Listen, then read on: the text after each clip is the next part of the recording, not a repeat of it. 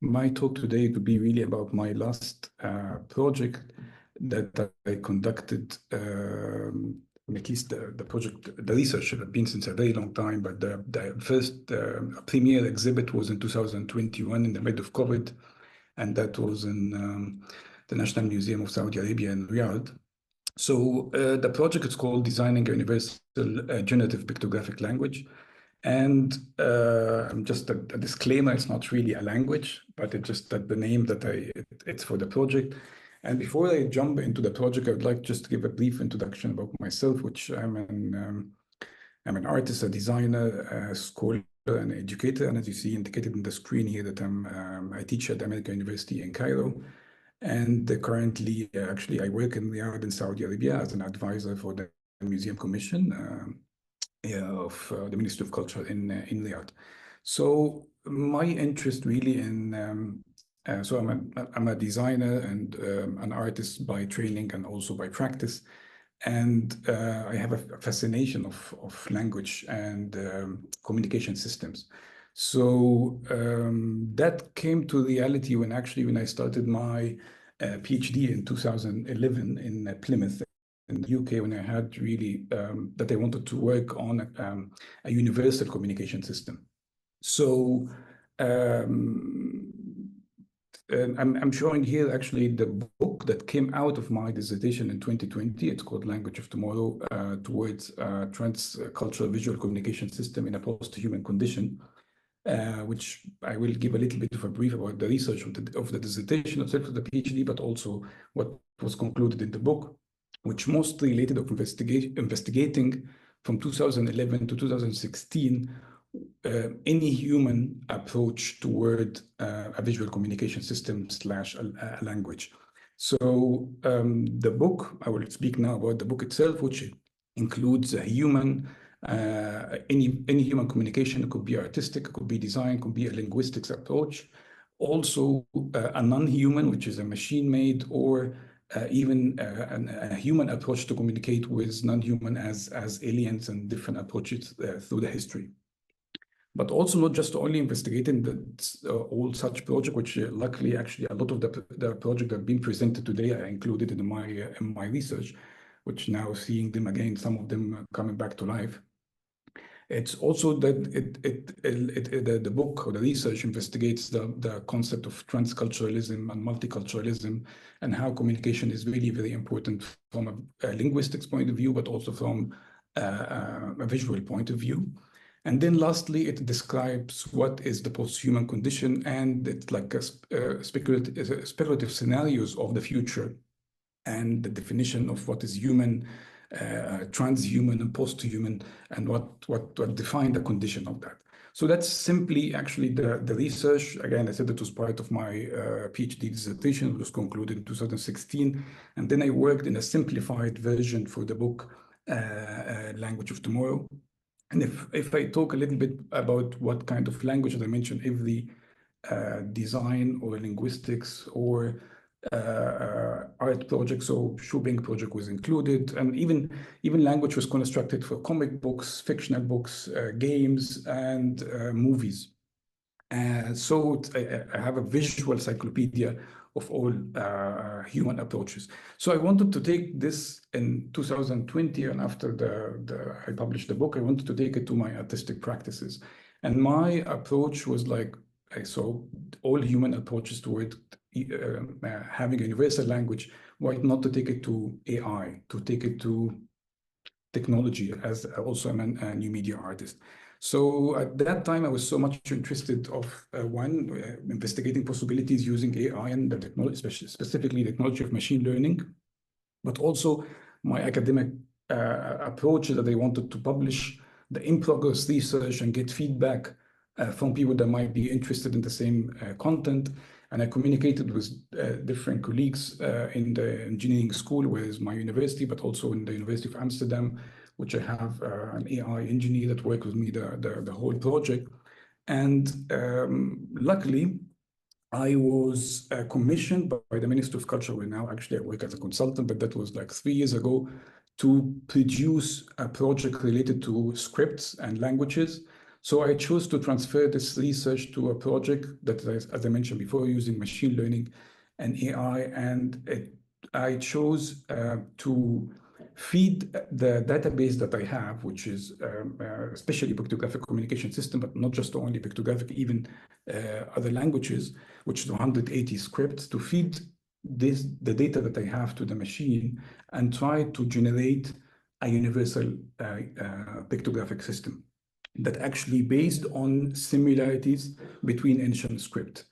And I chose the ones that will be actually generated later, which for the ones that are actually commonly familiar with the machine learning, it gets into pattern, and as much data you feed the machine, as much more accurate result you will receive. So I choose actually ancient Chinese. It's one of the languages that I chose to feed all the ancient characters of Chinese. And secondly, cuneiform, also the ancient format of cuneiform, because it has really a lot of variations. And because of the expression was more about, of course, based in Saudi Arabia, so they wanted to include Arabic as one of the scripts that they could actually generate a new alphabet using Arabic, but it wasn't that successful visually, and I will show this later because of the Arabic language is only 29 letters. However, in cases like cuneiform, it was more than 2,600. And also I included hieroglyphs as the fourth language for the research.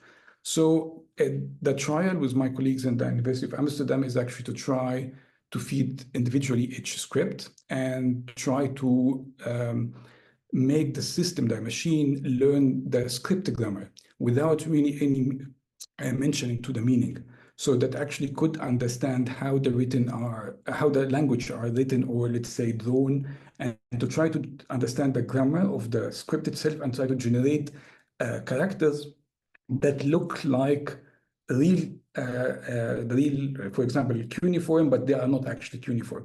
Successfully, as I mentioned before, I did try this with 180 script, which actually you can see them together on the screen, combined all together in one slide, and separated between them by color so I can decode them. And I chose only, as I mentioned, the four cuneiform hieroglyphs, Arabic, Arabi, and ancient Chinese to take it to the further development. And so the first step is actually generating characters that they look like real, but they're not really real characters from the same language. And then this is a closer look that you can see some of the generated images, that some of them, they look really like the real ones, but they are not actually, they doesn't mean anything in terms of meaning. So that was the main funding was coming from the Ministry of Culture in Saudi Arabia to produce this project. And I wanted to come to, again, not sharing it only as part of publication, but also share it as an exhibit. It was an artistic project that I wanted to show and share with others. So here I said, I mentioned the Ministry of Culture because that was actually the main support to start funding and exhibit the project itself, but also support of my university, which is the American University in Cairo, which will come later on in the later phase of the project. And of course, it included a catalog and the publications that work about the work. So when it comes, the idea I chose, so I talk now about the exhibit, which normally it was in the National Museum of Saudi Arabia. So I had a huge wall of LED screens and to exhibit a simulation of the way, or to mimic the way how the machine will transfer the original characters to newly generated characters. So it's a mimic about how the machine will work and visualize the process itself. And I will show this video later. And then, as I mentioned, I took four languages that I will experiment in the way how they are visualized. So I choose ancient Chinese, cuneiform, Arabic, and hieroglyphs, and I transfer the generated. So the ones to the left are actually generated ones, which doesn't mean anything, but in shape they are based on the four scripts. And then I also try to experiment with dimension, to take them from two-dimensional to three-dimensional and create objects, our sculpture out of them. So that's, again, the process of transferring the two-dimensional character from hieroglyphs to a three-dimensional one. That was a trial, cuneiform, the Arabic ones, which I see the less successful, one of the four chosen languages. And here's the animation. I will just to play to show you how was it exhibited in the screen itself. So you see that it's a quick animation that shows the process, how it goes. It's actually frame by frame. So you can see that it goes from a really original characters to the newly generated non-meaning characters. And here I just converted from black to the colors on white to be colors on black. And as I mentioned before, it was exhibited in the screen in I think 6 meters by 3 meters, the size of the screen itself. However, also what I wanted to show the work itself is I also wanted to try to make it in a more traditional mean. So I did produce a book, which I would show it now in the images, and the book that shows. So this is some of the images from the exhibition itself. To produce a book, and the book have a written essay that explain the concept, the project, the process of the project itself, and a brief about the research, but also all the stills coming out of the process from the machine learning. I turn it to frame by frame animation, but only you can like a flip book. So you can actually see the whole transition from the original characters and all the 180 scripts that you can see them in animation as the flip book. You can see frame by frame of all of them. So this is again some images from the premiere of the exhibition that I showed in Saudi Arabia in Riyadh. I exhibited later on in Cairo, in Egypt, where I come from, and also I exhibited the project in Copenhagen, in Denmark, and also for more exposure about the project itself. You see the three characters in a way how exhibited in Riyadh, and just a closer look to the book, the production of the book.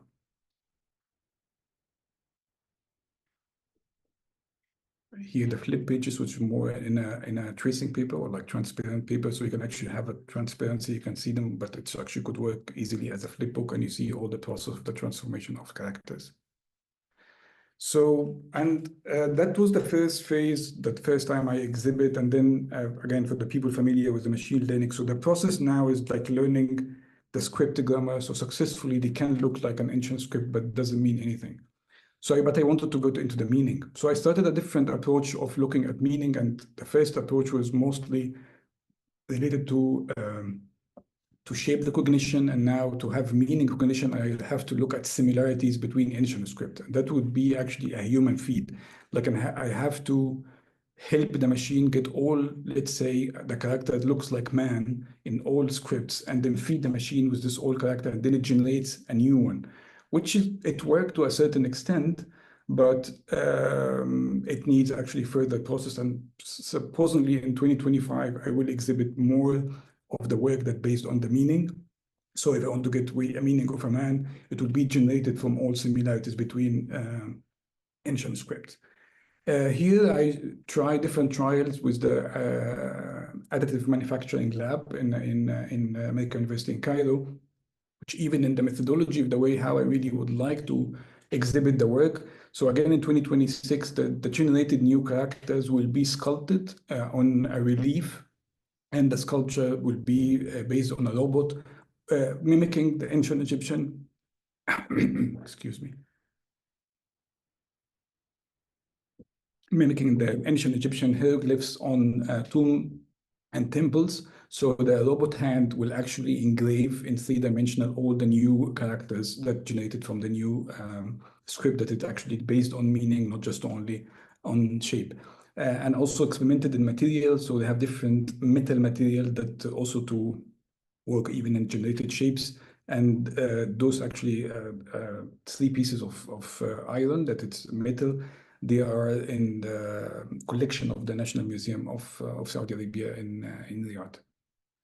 So that's really, really very quickly the project that I am still working on. The first exhibit was 2021. I exhibited again in 2023 and 2024. And hopefully by 26 I will have more components. Again, it's not a language, it's an attempt to a visual communication system in a really artistic way to share it with different kind of audience. Thank you very much.